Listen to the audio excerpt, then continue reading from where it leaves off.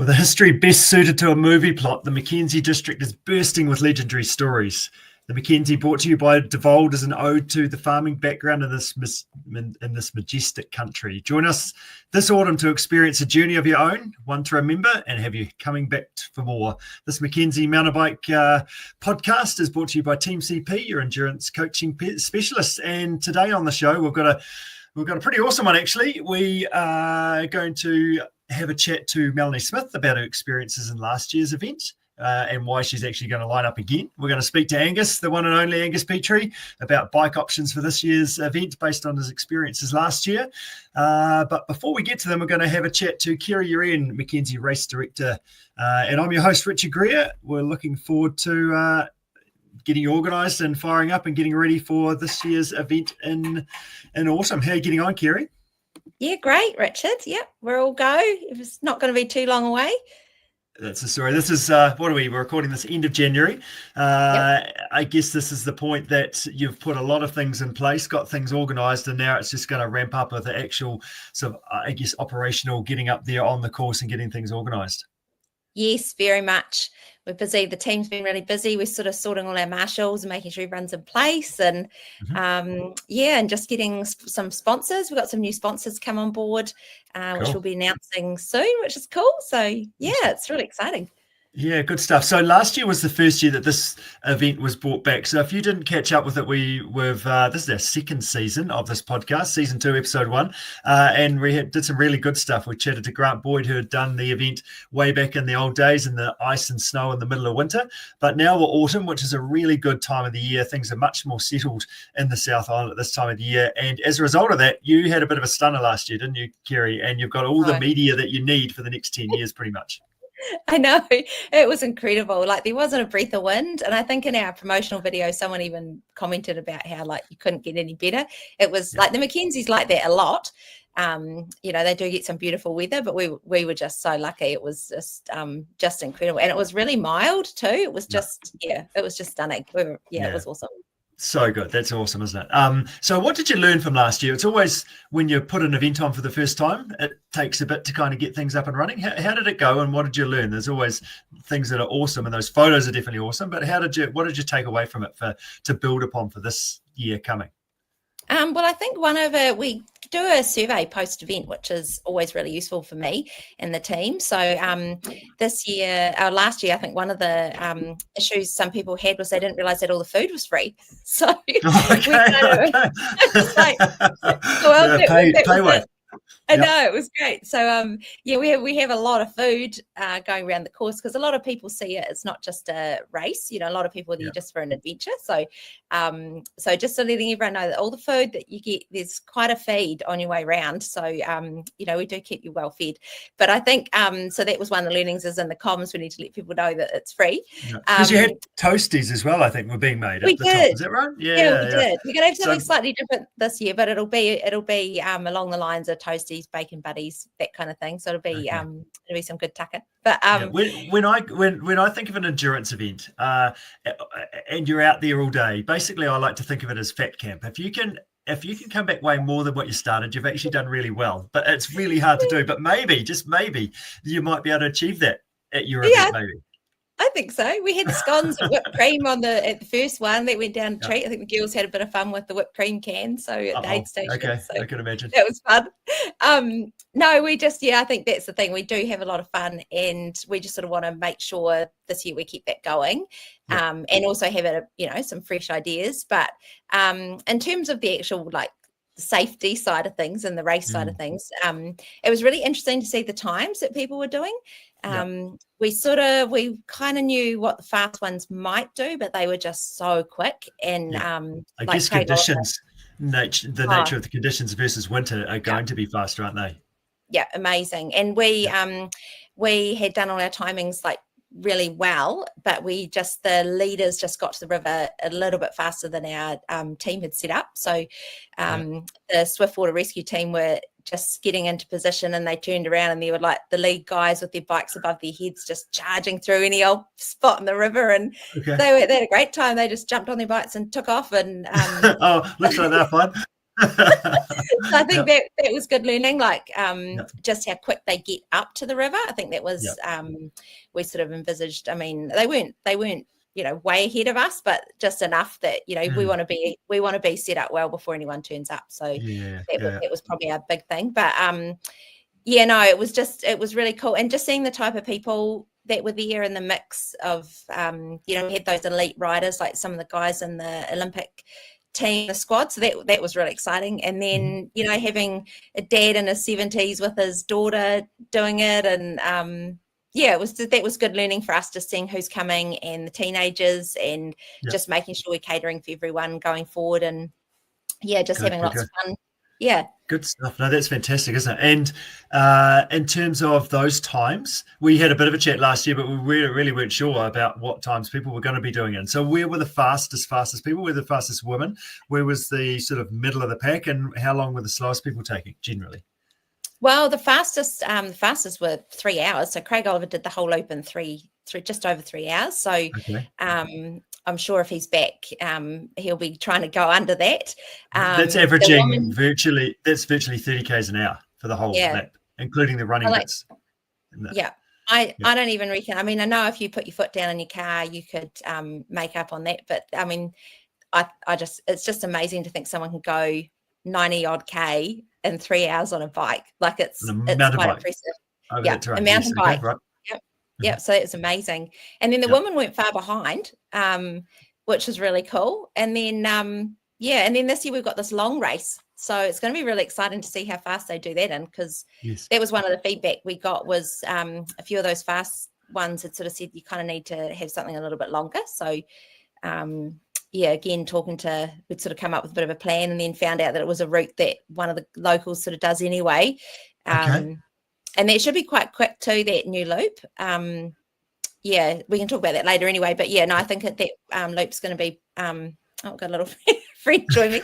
I think that's going to be quite quick, that loop, just because it's riding along the canal roads, and it's a real gravel ride. Nice. So it should be pretty fast. So what was the middle of the pack? What were most people kind of doing?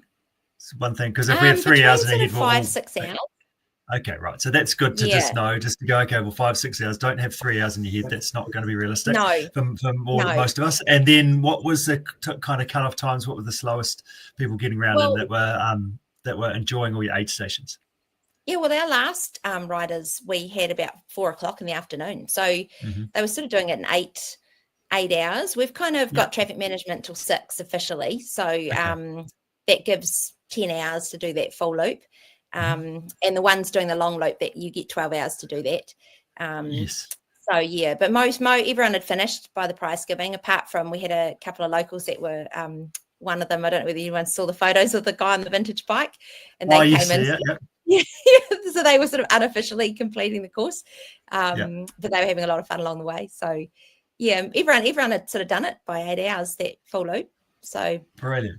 Great stuff, Kerry. Hey, we're gonna jump to have a chat to Melanie Smith. So she's one of your ambassadors for the event, and then we're going to come back to you and talk more about those new courses, and get a bit more of an understanding about the different options, I guess, that you've got on the cards, and how the course is shaping up for this year. Cool. Okay, we'll come back in a second. Ambassador role, what does that mean in terms of Kerry's events, and what do you do to kind of help things out? Kerry asked me, I don't know, 6 months ago, maybe longer than that, if I'd like to be an ambassador for scenic sports, which obviously that covers the Mackenzie and the race Tekapo. And I think she found me on socials through Instagram. Just my account is purely biking with a bit of hiking, to be honest. So sharing my passion for cycling and adventures, really, more than anything. Sharing some stuff about her events as well, which is great. Yeah, good stuff. No, that's awesome. So tell us about your background. I guess let's go. We'll come back to the Mackenzie, but just tell us about your background with cycling and biking and adventures and things like that. How long have you been doing this thing, and how did you get into it? I've actually only been riding a bike for about 10 years. A friend introduced me to mountain biking. Before that, I guess I've always been trying to find my next fix, if you like. Before that, I did some competitive bodybuilding for a couple of years. Before that, did some longer distance running events, trail running events and things. And then, I've stumbled into this and, gravel, road cycling, mountain biking. And, so it's just been a natural progression of trying to find outdoor places and nice places to do events and things. Yeah, good stuff. So what do you get out of it? Like, what's your, obviously from that background, so bodybuilding, and I guess it's really about challenging yourself. Is that a big part of it for you? Yeah, I think historically, certainly for the bike events, it's been, I'm quite goal driven. So I like to try different things and new challenges for myself. So that's kind of where I guess the Mackenzie came in, is, something I hadn't done last year. So I gave the big loop a go last year. Yeah, good stuff. So how did it go? So you did the 100Ks. How far was it? 92, right? Okay. 92. Yeah. And how did you go? Listen, I loved it. We had the most amazing day. Were you there last year, Richard? I wasn't actually. No, I wasn't, unfortunately. But I've signed up for this year. It's all official. I've awesome. go and make the most of adventuring around the lake. Yeah, no, I have. My body has a natural ability to cramp quite easily, and I've never been able to solve that conundrum. So, if I tend to go even slightly too hard, then I will pay for it later. And that's kind of what happened to me, to be honest. So when I cramped, I'd just stop and look at the scenery. But it was amazing. So couldn't have asked for a better day or better scenery. Yeah, good stuff. So it sounds like you looked at the scenery quite a lot, did it? Did you, Mel? Was it fair? I did. I had to sit down a few times and just relax and take the world in. Yeah. And did that mean, so, I mean, a lot of times that happens because we just get excited and we go hard and we've got a goal and we want to try and achieve that. How hard did you go sort of early on in that race? How did that sort of go for you? I actually don't think I went that hard, but I remember it was quite a chilly morning when we started off, and from Tekapo, and you start off on the road, and you're in masses, and you're right, you get really excited. So I possibly went quite hard for with everybody else in the too hard. Your muscles are still cold, and I paid for it before I got to the river crossings. A long time before that I was cramping. So it was. So you'd have to say Kerry's partly responsible for that, don't you? Like the enthusiasm and things. Maybe she needs to play some calming whale music at the start rather than the sandstorm or something that fires you up at the start line. Yeah, well, that's true too. But I think I have to take some personal responsibility to change things around. Okay. It's not all on Kerry this time around. I can't blame her. Yeah. So what time did you end up? How long did it take you to get around the lake last year? Oh gosh, do you know? I can't even remember. Was it under 5.5 hours? So I my goal was just not to stop, and aside from the cramps, I didn't stop at the aid station, so I just ticked away. There were a couple of times where I thought, gosh, am I actually going to make it with the cramp? But the last section on the other side of the lake is gravel with a tiny bit of sealed road, so you have more control over that than the intensity and pedaling. Yeah, for sure. Yep. So with that said, does that mean that you're back again for this year to go and do it again? And if so, which event are you lining up for? Initially when the Drover came out, I was like, I am going to do the Drover, 170 kilometres. Yeah, but I'm not, because it's just foolish. So did you talk yourself around, or did someone else talk you down from that? No, well, I've done a few events since the Mackenzie last year, gravel events, because I thought, gravel bike will be amazing for most of the drover. That's the way I think you would need to go, even though you've got river crossings and stuff. And I thought, no, that would be a good adventure if I can just tinker along and, manage my speed. But realistically, I just don't think it's an option for me. So I'm actually going to do it's the Hunterway, I think, this year, which is the 73k one, and that still starts before the river crossing, but it takes out all the road at the beginning. So and just try and be a bit more gentle. Okay, takes out that fast start with a large group of people. It'll also hopefully take out Kerry's loud, enthusiastic music too. So that might help you. She'll probably put a speaker up for where you're starting as well to fire you up. Probably. Yeah. Does that mean you're going to be enjoying and cruising this time around, or how are you going to pace yourself? I think I actually am this time. I think I really need to make the effort because historically I'm quite competitive with myself for any event that I do, and I can end up burying myself too much beyond my abilities, given I've only been riding for 10 years. I haven't been doing it for 30, 40 years, so I haven't got that massive endurance background. So, I think especially as a ambassador, I think I can kind of use that as an excuse to just cruise a bit more and interact with people a bit more, help a few others out, cheer them on. Yeah, stop at the aid stations and have a wee chat and I think you need to make sure that Kerry gives us you a big ambassador sign on the top of your front of your t-shirt or the back of the t-shirt just to help you with that. Yeah, exactly. Actually, that's a good idea. No, that's fantastic. And as a result of last year, was there any, obviously the cramps are a thing, but for those that are signing up for their first lap round the lake this time around, is there any other advice that you would give people that you may have learnt as a result of doing the lap last year?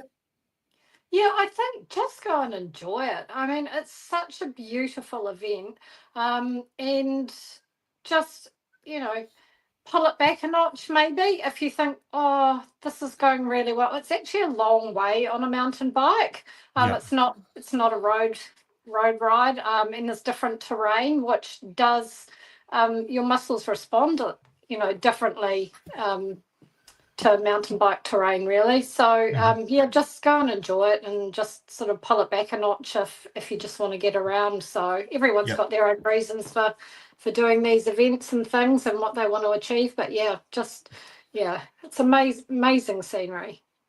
Pace yourself and make sure you actually look up at the scenery whilst you're not cramping. Don't mean that. Cramp doesn't mean that the reason when you cramp. I would say keep moving while you cramp. Don't stop because it just makes it worse because you start again, and as soon as you start again it comes back. I'll take a bit of I feel like I'm a bit of an expert there because I don't train enough, but try and go as fast as I always have, and therefore get dealt to with the old cramp sometimes. What would you say? Like you've been riding for 10 years. Would say you're, as you mentioned, you're quite late into the sport and riding your bike. What would you say is advice to others in terms of? I guess it's not a new thing for you. 10 years is a long time, and you've done lots of stuff. But I guess you're still out there pushing yourself as well, aren't you? You haven't just kind of sat down or slowed down. You're still out there challenging yourself. How does that go as a female being out there doing these things? For me, it's important for me to remain fit and healthy so I can still be moving around really well and doing what I want to do in another 30 years time. What's the saying? Be the oldest in the gym and the instead of the youngest in the rest home sort of thing. So just get out there, and it's so good for your mental health too, being outside. Life's pretty stressful, or can be at times, so it's good to get out and be physically active outside. And obviously events are a big thing as well, aren't they, for you to keep you going? Often we just sort of can cruise along and not overdo an event because I don't know, maybe I'm not up to that, or I can't do that. Fit people do that. Any advice there in terms of an event like the Mackenzie around getting out on your bike and being involved? I think is it intimidating? It probably is. If it's your first time, it can be intimidating, but it's mountain bike events, historically, and Kerry's event, it's a really family feel, really friendly environment. So, I would find it hard to think that anyone could be intimidated because everyone's friendly and chats and so I think it's just a matter, as you say, like just getting involved and having a go. And I think one thing I find with cycling is if you drive past a group of cyclists or see them in the distance, they all look fit and strong and intimidating, don't they, sort of thing, in their brightly coloured clothes and their helmets with their glasses and things like that. But often when you get up close or go riding with them, like, you're just a regular Joe blogs doing your thing, sort of thing. But everybody is there to do it for themselves, opposed to necessarily having to beat themselves. As you've mentioned, I'm just there to see how good I can go, rather than necessarily, I don't really care where I get in the grand scheme of things. It's just to challenge myself. Yeah, that's exactly right. So, I mean, we come in all shapes and sizes, and, preparing for the event is just get out there and ride. I'm actually not sort of doing any, I was sort of more focused on the training side of it last year, but I'm not doing that this year. I'm, still getting out there and riding, but I'm just doing what I want to, and whether that's a mountain biking or gravel or road, it's just, as long as I'm out there riding, I think that'll be enough to, carry me through. Yeah, good job. How often do you ride a week, Mel? I've actually pulled it back a little bit this year, so I'm only doing 2 to 3 days a week this year, and I've added in, some extra weights and bits and pieces. So okay. And how have you found that compared to last year, riding more versus this year? Do you know what? My energy's an awful lot better this year. Mm-hmm. Did some single track on my mountain bike at the weekend, up out of Taylor's and stuff, and I felt, my single track was not so good, but my energy levels were great. So it's I think it's a good move for me. So sometimes less is better, maybe. Yeah, that's right. And that strength training is really important as well. It keeps your body in one piece, and to be able to push the pedals, activate all those muscle fibers and get you going as well. So it's finding that sweet spot, isn't it, without just grinding you into the dirt with your training. Yeah, that's right.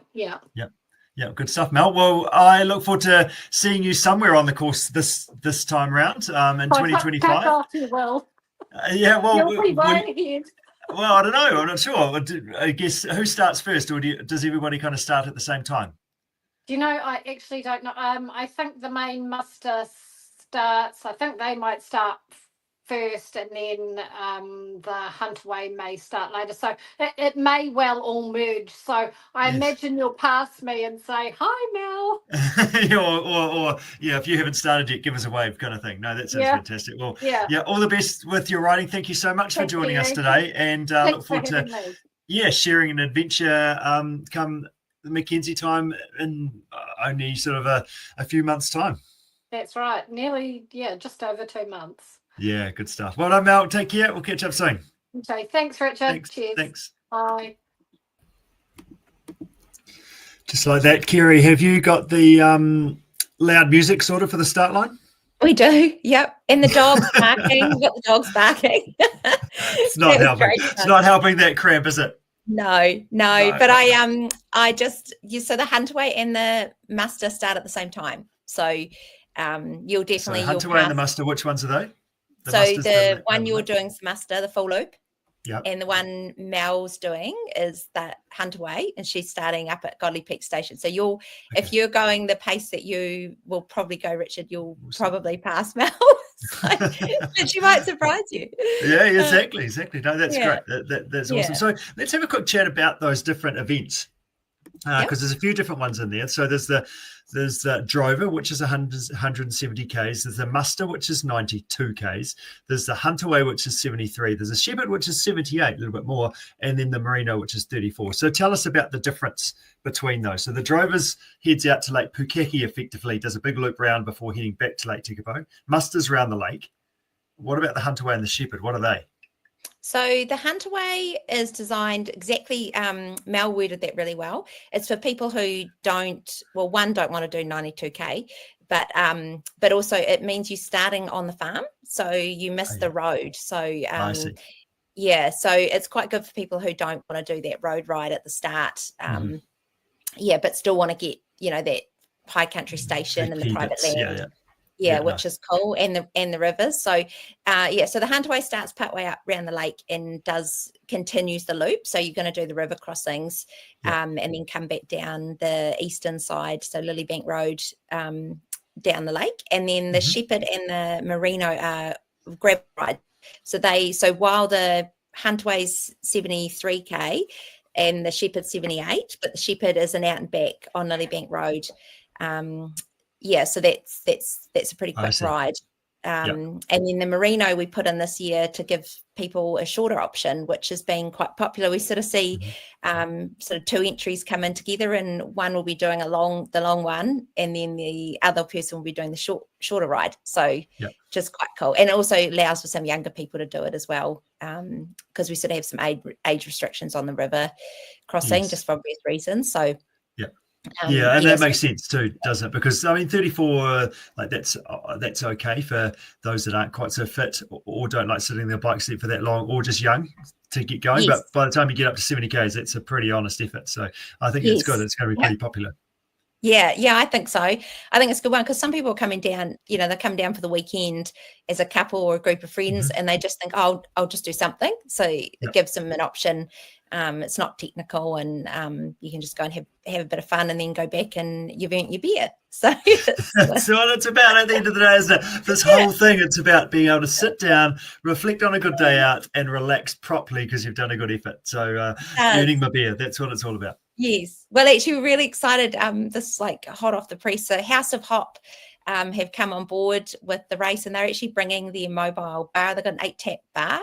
So so they're going to pour fresh. So when you finish, you'll going up to the bar and grab your drink. So that's really exciting. So to sort of at the finish line. So that's at the finish line. So you could pretty much flop on the grass and go, oh God, and then maybe a mate, or if you wave hard enough, they might even bring one over to you.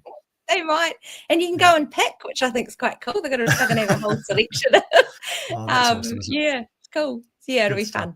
Yeah, great stuff. Hey, let's get on to having a chat with Angus. Speaking about these courses, and Angus riding it last year, he's got a bit of an idea about what's the ultimate bike, the best bike, the option in terms of if you're looking to see how good you can go around the course, or maybe he hasn't. We'll have a bit of a listen to him and see what he has to say. And we went all the way around, and we had an absolute, probably one of the best days I've had in that area. It was just such a bluebird day, and a real privilege to be able to finally go right around the lake. Good. So were you feeling better at the finish line than the start line? Oh, it's 100% better at the finish line. Okay, there we go. That's what I thought. That's good. So I want to talk about bikes. So we sit in Tekapo and we look up the lake and look at the gravel roads and things, and like, oh, it's pretty smooth. It feels pretty good. And for myself, I'm standing on the start line. Last year's podcast was all about basically the banter to get me along, but I've finally got my arm twisted this time, basically based on all the fantastic photos and the blue skies and things we saw last year. But it's always tempting to go, okay, what about this gravel bike? I've got a gravel bike, love to use it. What do you think? Gravel bike versus mountain bike? What should we be shooting for based on your experience now? Not just the experience you had sort of 10 years ago when the event was on last time. What are your thoughts and why? My thoughts are, for the average everyday person that's going to compete, that a good full suspension cross-country mountain bike is the go. If you're, and for reasons for that, there is some rough sections. There's some rough downhills and some tricky little stretches there. That getting across the river itself on the boulders, if you want to ride that section, some people walked, some people rode, some people walked, depending on how well they got bounced around. Definitely, I think the mountain bike is with the wider tyre is actually a whole lot easier to get through there. It's a good, safe option, and it's also probably a bit more comfortable if you're going to be out there for a few hours doing it. Yeah. Nice. Are you going to lose time on the road? Yep. Look, you probably might. in the start of the day, you'll probably find that there'll be a whole heap of yous on the same type bike, and you'll be in a bunch for those first road sections, and it actually won't make a lot of difference at all. Coming home, that gravel road coming home is a gravel road, and it's probably more suited to a fast rolling gravel bike. Yet it's got some corrugations in it as well. And again, if you've been out there for a few hours already, maybe a little bit of suspension on the old mountain bike might actually be just a bit better to preserving a bit of cramp and a few of those things on that long day out. So did you ride your mountain bike last year, and did you have some cramp towards the end?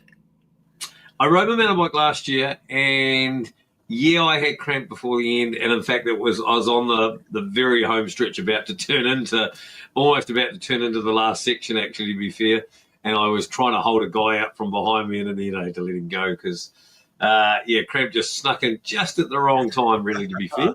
Yeah, right. And the other question I had was around tyre choice as well. Went and raced in China last year and got like the basically semi-slick type tyres, and been riding with those just because they're still on my bike, and then swapped them back to your standard mountain bike tyres the other week, and just kind of riding around. I actually did our cycle group ride with it the other day, and definitely noticed a difference with those tyres. So if there was a tyre choice, or any ideas or thoughts around what we should be looking for there? Yeah, I mean, I'm still a bit of an old schooler when I'm on my mountain bike, and I'm still on. They might only be 2.25s or 2.3s or something. I haven't actually gone to the big wide tyre, but running a pretty fast rolling rear, and I still run the old traditional Maxxis Icon rear and an Ardent Race on the front, an old combination that's worked for many years as a cross country bike. The Ardent Race on the front has some good side knobs on it for some cornering grip. Again, there's probably not all that many times you need grip, but there's not all that many times where you're sort of leaning on that front wheel, wanting it to hang on and things. Around the corners, It is pretty straight in most of those things. And actually, if I cast back again a little bit more, there was some, the shingle road on the way up. It had been somewhat graded, but it actually made it pretty loose and pretty deep in places. There's a little bit of grassy farm track you've got to go across as well, getting to the river. So there's a mixture of surfaces, and I just think a fast cross-country tyre is probably what you want there. Anything that's sort of maybe more enduro or downhill design, when you start getting up to 2.45, anything bigger than that, it's probably a bit big to be pushing. It's probably got a much heavier casing and a more burly tyre in its own. So that's, if you have a choice, and some people don't have a choice and they've just got what they've got, and I tell you, if it's black and it's round and it's got air in it, then that'll be just perfect for what you need. Exactly. Yeah, no, 100%. And what's your role at the Mackenzie this year? I hear you might not be allowed to start. What's the story there? That's still in negotiation. That is definitely still in negotiation. Look out. Kerry puts on some absolute wonderful events. For Race Tekapo, of course, the run that's held down there later in the year, I am going to be on the microphone for Kerry there and setting everybody up and welcome everybody home. So you're happier to do that with a running event opposed to a biking event? Much happier to do that with a running event. You're absolutely right. Still in negotiations about what's going to happen for the Mackenzie, because I still kind of want to ride it, So there's still this. I just need to decide: am I going to ride, or am I going to welcome everybody home after they've had a wonderful day out? So but this year there's a few different events. Okay, so there's the much longer one. Last year they had the gravel race that just went up and down one side, and a gravel bike, definitely the case for that ride. The longer ride, again, it's not going to be mountain bike technical. So, the trade-off with the gravel bike, and the whole way around when I rode it last year, I was just looking at the terrain going, could I, couldn't I, what should I, shouldn't I? And yes, you could ride your gravel bike. And yes, they successfully did it. And in fact, they rode the gravel bikes around there very, very fast. And I only passed a couple of people with punches where I thought maybe the gravel bike might pick up, more of a puncher. So it probably slowed. They probably lost time on some of the early descents before the river crossing. There's some sort of gnarly sort of section, not gnarly, but some sharpier, rocky sort of downhills and sections there that probably had to tread a little carefully or just to preserve their way through that. And again, maybe the bumpy, rocky bit on the actual riverbed may have been a bit different. Now, if you could get away with persevering with that and just pick a few line choices, you'd probably go back to going, well, Rich, maybe you should ride your gravel bike. We should have stopped this podcast like 3 minutes ago, because I was like, oh, sweet, I'll just go to ride my mountain bike and then I might put my slightly faster tyres on it and happy days. But now you're starting to swing me maybe the other way. And is that also part of that adventure factor too? Could I, because that's part of it as well. Sort of, do you take a little bit of a risk?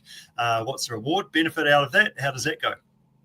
Yeah, look, there's the gravel revolution is huge at the moment. We've some of us have been riding gravel for a long time and had these bikes, and others are just joining us on these lovely adventures out there in the hills on some fast rolling gravel bikes. There's still a place for that cross country mountain bike. The Mackenzie probably is still one of those places that if you want to have a really good stress-free day, probably still looking at your cross country mountain bike, mate. And I know you. That your mountain bike's pretty darn fast anyway. It's pretty light. It's just as light as what a gravel bike, as your gravel bike probably is. The modern technologies of a good cross country bike.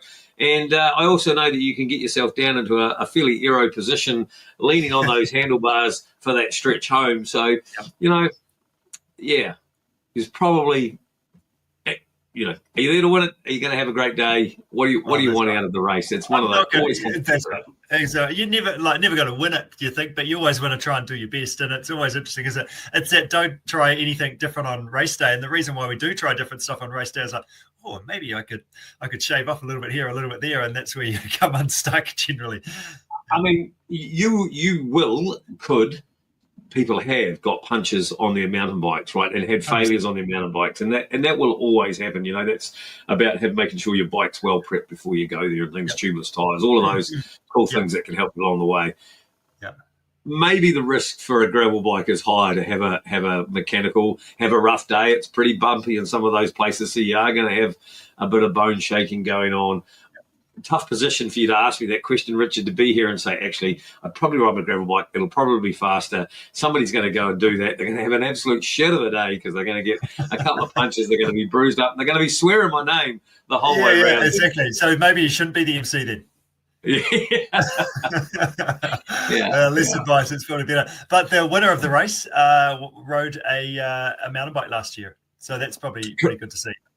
Yeah, but if I remember rightly, second and third came home on gravel bikes. So, and they were all pretty close there together along the way anyway. So they were there or thereabouts. And again, a lightweight, fast cross-country bike is just going to be as efficient as anything there, I think. Down in the aero position on the handlebars on the way home, if that's what you choose to do. And, and get into it. Nice work. Well, I look forward to seeing what you come up with, whether it's down on the aero bars coming home or whether it's sort of hiding under the table for making sure you don't get any abuse come Mackenzie in a few weeks' time. Well, I'm really pleased to hear, Richard, that you are going to get to finally go around the lake as well. Yep. It's absolutely stunning. We're lucky to be able to do that. And thanks to Kerry and her team at the Mackenzie, eh? Yep, good job. Well done. Okay, cheers, Angus. Thanks heaps. And enjoy getting out and riding your bike. See you, Tekapo. Yeah, how good? Okay, cheers. Thanks, Rich. Just like that, Kerry. Angus is always keen for a chat, but probably didn't really come up with any good results as a result of the last 10 minutes. No. Well, actually, what was interesting, I had a yarn with Jeremy Presbury. He won the Shepherd in about just over 2 hours, 2:15, 2:18, I think it was. Mm-hmm. And he said he had some friends that were doing the full loop on gravel bikes, and he wanted to have a yarn to them and see what they had done. And he has interestingly obviously had that conversation and has entered the muster on a gravel bike. So, I guess if you're an elite rider, you might be wanting to go on the gravel, but I think everyone can make their own decision on that one. Yeah, exactly. That's good options. And as Angus said, I think it was a really good point. See what's in the garage, prepare on that, and you don't have to have the biggest, flashiest bike to be able to go and have a really good day out there either. No, well, our daughter, she actually borrowed a bike off Angus's partner, Sandra, and we've ended up buying the bike. But nice. She went and did it because she'd just been training on just a standard old mountain bike, and she had a great ride. And I think that's the point Angus said. Whatever you've got, just go and ride it. And people used to do it 10, 15 years ago on whatever they had. So I think I've seen some photos from that. It looks pretty old school, some of those bikes. I think that's the point is, if you just come into for the adventure and that, just engage and come and do it, and sure you'll have a good day. And yeah, and also people, I know we talked about that last year at the sort of wrap up podcast, but people are so helpful, and I don't think anyone's going to ride past someone who's struggling and not ask, if you need a hand. Like, people are sharing cramp stop and helping with punctures. There was a guy last year who saw a woman pushing her bike right at the end, and he had finished and he was just driving past, and he stopped and said, swap our numbers and have my bike, and just stuff like that. I think that's awesome. The atmosphere of the day is pretty supportive, and I really liked your chat with Mel about the intimidation too, because even for me, like, I sort of haven't sort of met a lot of the elite riders before, and you just wouldn't know. Like, everyone was just so friendly. It was such a cool atmosphere. Everyone was just saying how chill everyone was, and it didn't sort of feel like this sort of really intimidating place. It was really fun. So I think anyone who's maybe thinking about first time doing something like this, I definitely think it's a good event to come and do, because everyone's there for a good time. Everyone's in Tekapo for fun and have a good weekend. So it's good. It's a good event. Yeah. Good. And I think that's a credit to you, Kerry, in terms of the vibe that you put out there on your socials and sort of the communication with athletes beforehand and what Tekapo is about. So I think that sort of sets from the top, really, and even the chats that we're having at the moment help that too, don't they? So that just makes it more fun and hopefully more inclusive, and people can enjoy themselves.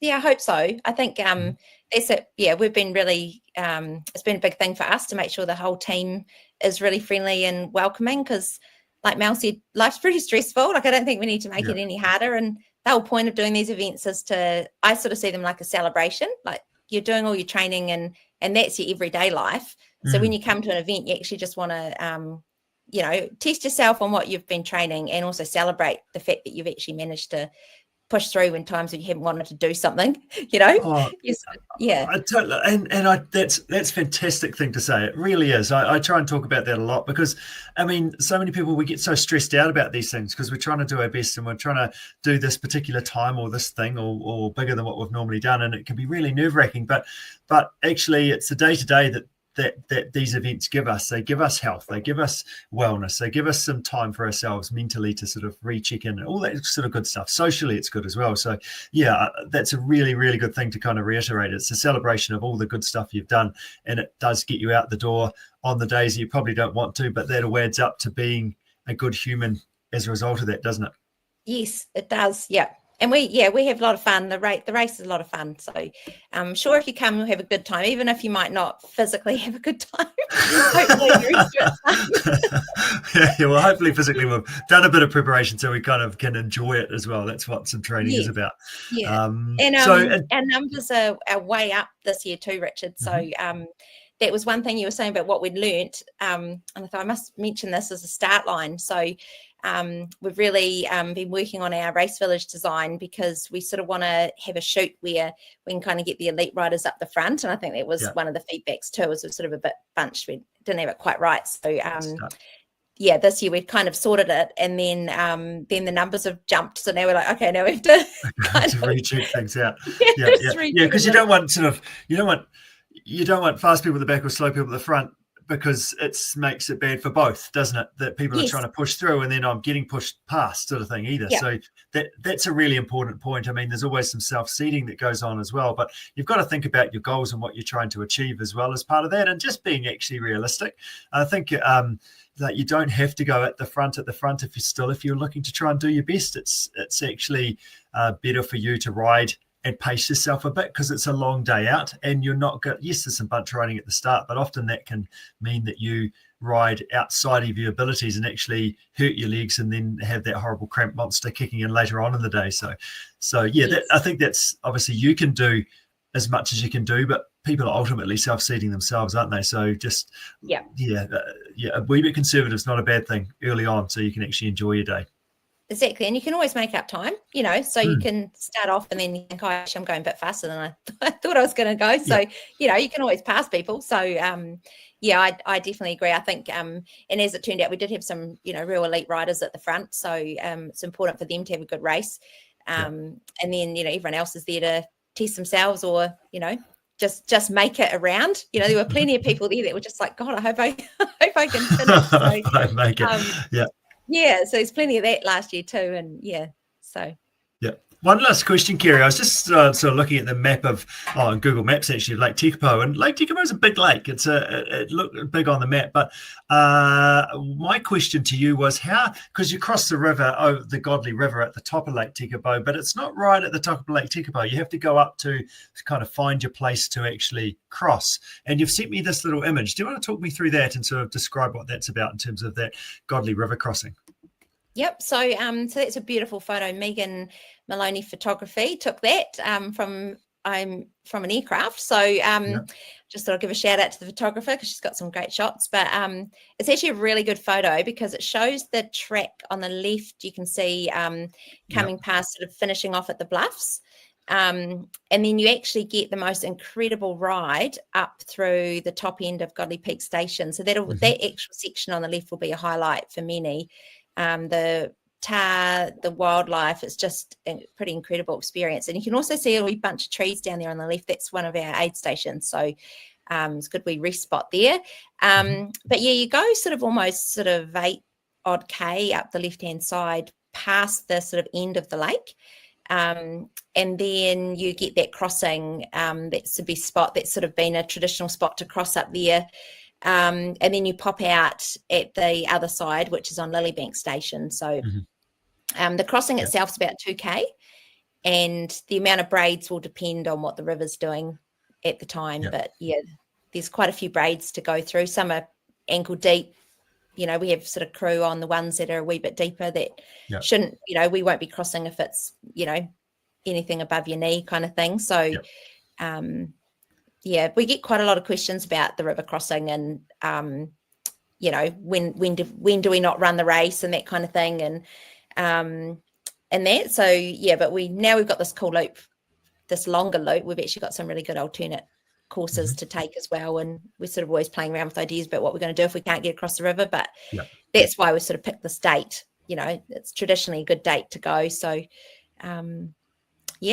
exciting. Good stuff. Off the back into summer, and that river crossing it might be 8Ks, it might be 10Ks. But it really depends on what the river's doing on that particular day at the end of summer when hopefully this hasn't been too much rain up in the backcountry. And looking at that photo, one of the really other awesome parts of it that I'm looking forward to experience is you're up in the mountains. You're actually like up underneath the Southern Alps, aren't you? As you cross the top of that river. So that's pretty cool. Oh, it's just, you just feel you're in something from Lord of the Rings, like Middle Earth.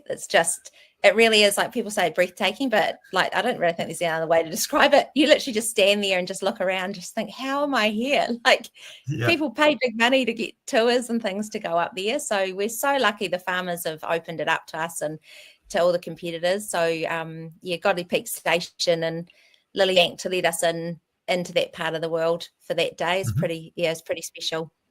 Nice. Hey, thank you so much for your time, Kerry. Is there any final comments or anything as we wrap this up? And I guess also if you're listening to this, if you've got questions, feel free to run us or flick those through to us and we'll look to answer those. We've got another podcast that we'll do before race day as well. But any sort of final comments before we wrap this up and go and get organised for race day? Yeah, I think it just come. I think just come and enjoy it and just come to test yourself and to see the nature, because I think Lake Tekapo is so beautiful. It really is. Like, it's just been, I don't know whether you saw the articles come out, it's been ranked really highly in this American travel website. So it's pretty exciting. So Lake Tekapo and Milford were the two that they put in. So so come and experience it. And we've got a lot of North Islanders coming and people traveling from overseas. So, I don't think you'll regret it. It's a beautiful place. The event's really fun. I just think you have a really good day. So, we just want you to come and have a good time. Good job. Hey, thank you so much for your time, Kerry. Take care. All the best for your preparations as you roll up your sleeves, and we'll look forward to catching up with you again soon. Cool. Thanks, Richard. Good job. Talk Well soon. done. Cheers. Bye. Bye.